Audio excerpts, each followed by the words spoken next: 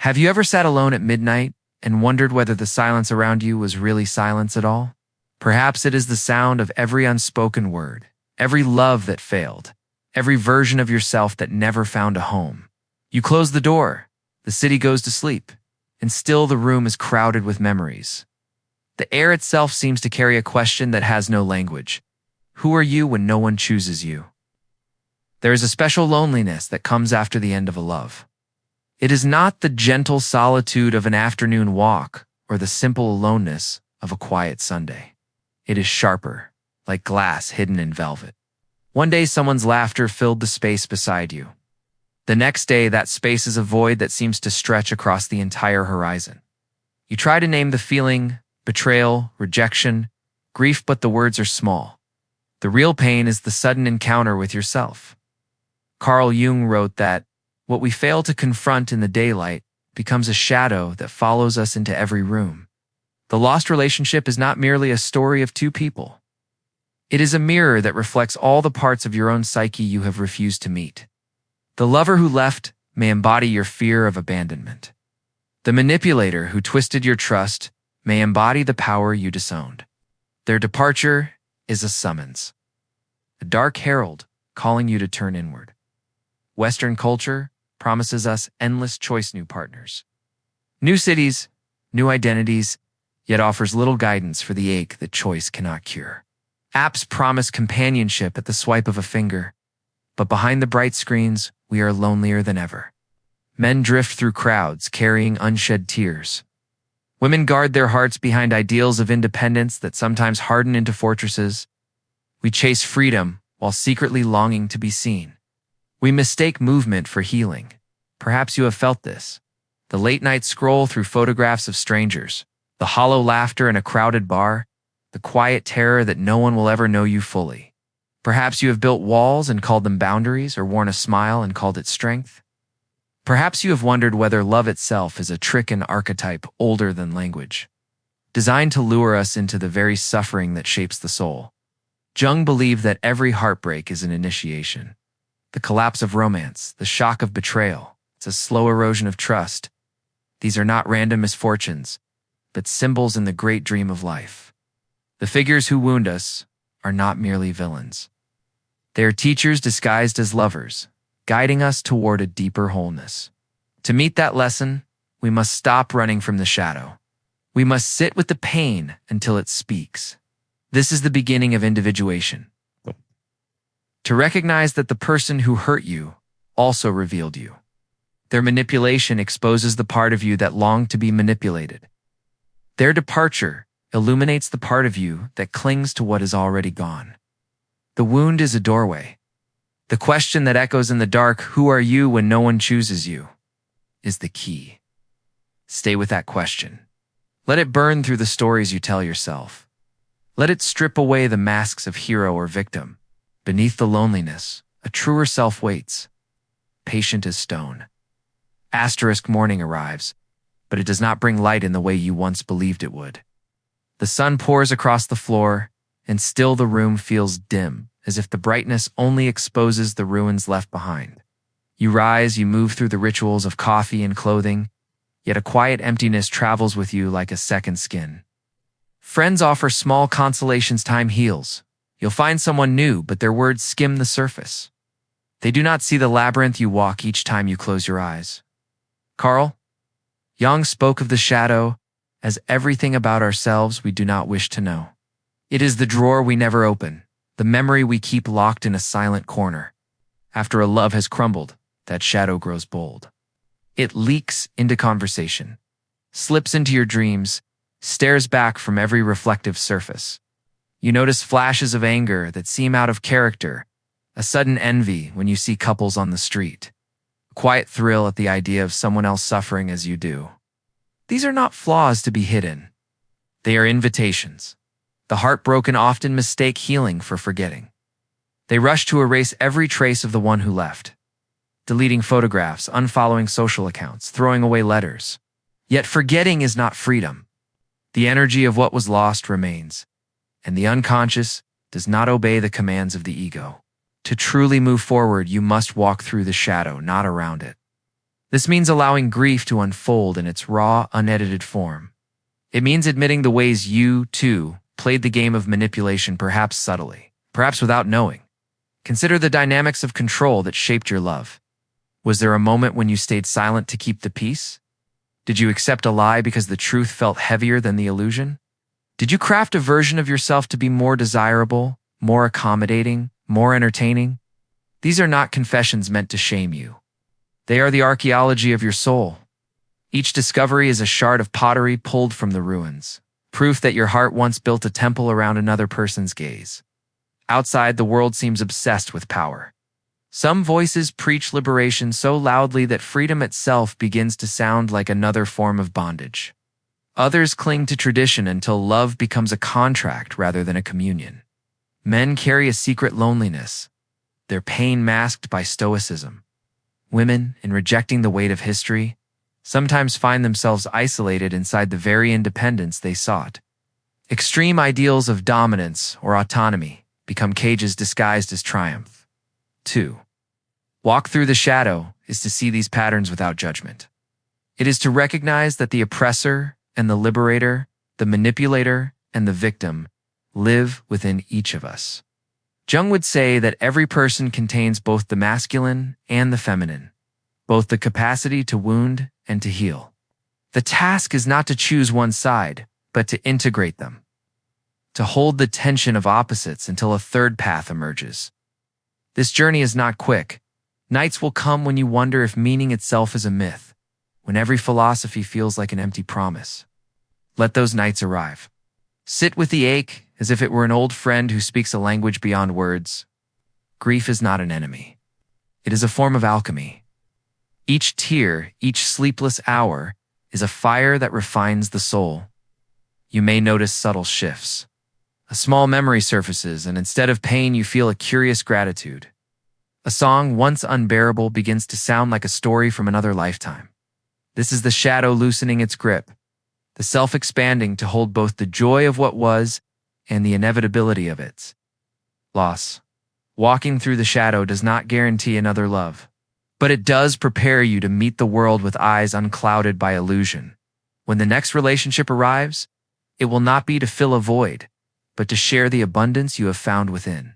Until then, the path itself is the lesson. Take each step. Let the morning light reveal not the ruins, but the raw ground from which something wiser can grow. The shadow is not a prison. It is the doorway to a more authentic life. There comes a point, somewhere between the sleepless nights and the quiet mornings, when the ache begins to change its shape. At first it is sharp, a blade that catches every breath. Then, almost imperceptibly, it softens, as if the wound itself is teaching you how to breathe again. This is not the disappearance of pain, but its transformation, the slow, ancient process of turning grief into something luminous. Jung often spoke of alchemy as a metaphor for psychological growth. In the old laboratories of medieval mystics, base metals were heated and purified until gold emerged. In the laboratory of the soul, suffering is the fire, awareness, the crucible. What feels like destruction is a hidden refinement. You are not merely recovering from a failed love. You are being reshaped into someone capable of a deeper, more spacious love, first for yourself, and only then for another to reach that deeper love. You begin to notice the patterns that once ruled you. Perhaps you were drawn to partners who mirrored a childhood wound, repeating the same story in different costumes. Perhaps you mistook intensity for intimacy, or equated possession with devotion. The recognition stings. But it is a holy sting, for it signals that the unconscious is becoming conscious. When you see the pattern, you are no longer condemned to live it. Outside, the world continues to hum with its endless promises. Advertisements urge you to consume your way to happiness. Voices shout that the next romance, the next adventure, the next reinvention will erase the loneliness. But you have begun to taste the difference between distraction and transformation. You know now that no new lover can do the work for you. The gold you seek is buried in the soil of your own heart. The alchemy of the heart is not a solitary project. Even though it begins in solitude, As you listen to the quiet within, you start to sense the collective heartbeat of humanity, the loneliness of men, the guarded independence of women, the unspoken fears and longings of every stranger you pass. All of it lives in you as well. The personal wound becomes a doorway into something universal. What you thought was your private tragedy reveals itself as a common song. You may recall the faces of those who hurt you and feel, to your own surprise, a flicker of compassion. This does not excuse their actions. It simply acknowledges that they too are caught in patterns they cannot yet name. They too carry shadows inherited from generations. In seeing their humanity, you reclaim your own. There is also a new respect for boundaries, not as walls built from fear, but as rivers that keep the landscape alive. You no longer confuse sacrifice with love. You no longer tolerate manipulation disguised as passion. You can offer tenderness without surrendering the core of who you are. This is the quiet strength of integration. The masculine and feminine within you, learning to dance instead of to conquer. Some evenings, as dusk settles and the world grows still, you may feel an unexpected gratitude, not for the betrayal itself, but for what it revealed.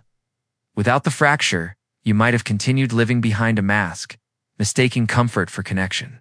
The break forced you to meet the stranger inside, the one who carries both your darkness and your light. Jung wrote that the soul becomes whole only when we accept our contradictions. You are no longer trying to be purely good or purely strong. You allow softness and ferocity, reason and mystery, hope and doubt to coexist.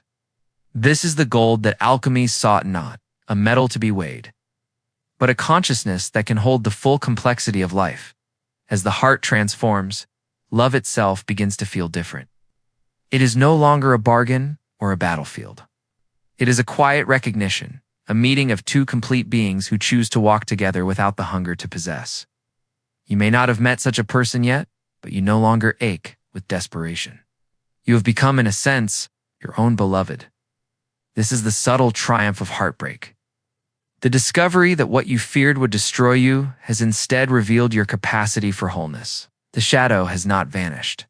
It walks beside you now as an ally, a reminder of your depth. You step into the evening with a steady pulse, carrying a wisdom no one can give or take away. Asterisk, there is a moment, it's often unnoticed, when you realize you no longer measure time by the memory of their absence.